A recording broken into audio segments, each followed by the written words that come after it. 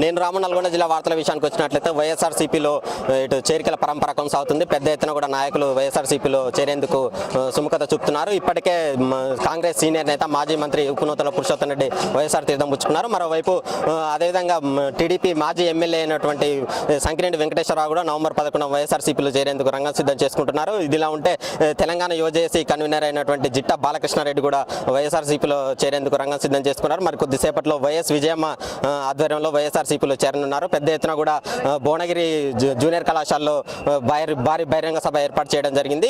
YS విజయమ్మతో పాటు పలువురు అగ్రనేతలు వైఎస్ఆర్సీపీకి చెందిన అగ్రనేతలు ఇందులో పాల్గొంటున్నారు. మరోవైపు పెద్ద ఎత్తున కూడా ఉప్పల్ నుంచి కూడా పెద్ద ఎత్తున ఇది వైఎస్ఆర్సీపీ చెందినటువంటి కాన్వాయ్ బయలుదేరి వస్తుంది. పెద్ద ఎత్తున కూడా జూనియర్ కళాశాలలో మైదానంలో ఏర్పాటు చేయడం జరిగింది. మరోవైపు భువనగిరి ఇటు ఆలేరు నుంచి కూడా పెద్ద ఎత్తున నియోజకవర్గాల్లో పెద్ద ఎత్తున వైఎస్ఆర్సీపీ కార్యకర్తలను ఈ బహిరంగ సభకు తరలించేందుకు అన్ని ఏర్పాట్లు పూర్తి చేయడం జరిగింది. మరోవైపు కార్యకర్తలు కూడా స్వచ్ఛందంగా ఇక్కడికి వస్తున్నట్లు సమాచారం ఉంది. మరోవైపు జిల్లాలో నలుమూలల నుంచి కూడా పెద్ద ఎత్తున ఇక్కడ కార్యకర్తలు వస్తున్నారు. దాదాపు 30,000 మందిగా కార్యకర్తలు ఈ భారీ బహిరంగ సభలో పాల్గొనేందుకు వస్తున్నట్లు సమాచారం ఉంది. మరోవైపు పెద్ద ఎత్తున కూడా ఇటు నాయకులు అదేవిధంగా వైఎస్ఆర్సీపీ రాష్ట్ర నేతలు కూడా పెద్ద ఎత్తున విజయమ్మ తెలంగాణలో నల్గొండ జిల్లాలో మొదటిసారిగా వస్తున్న నేపథ్యంలో ఈ సభను విజయవంతం చేసేందుకు అన్ని ఏర్పాట్లు పూర్తి చేయడం భారీగా జన సమీకరణ కూడా దృష్టి సారించడం జరిగింది. మరోవైపు పెద్ద ఎత్తున కూడా వైఎస్ఆర్సీపీలో చేరేందుకు నేతలు సుముఖత వ్యక్తం చేయడంతో ఈ బహిరంగ సభను విజయవంతం చేయడం ద్వారా వైఎస్ఆర్సీపీకి తెలంగాణలో పెద్ద ఎత్తున కూడా ప్రభావం ఉందని చెప్పేసి చాటి చెప్పాలని చెప్పేసి పెద్ద ఎత్తున నేతలు కూడా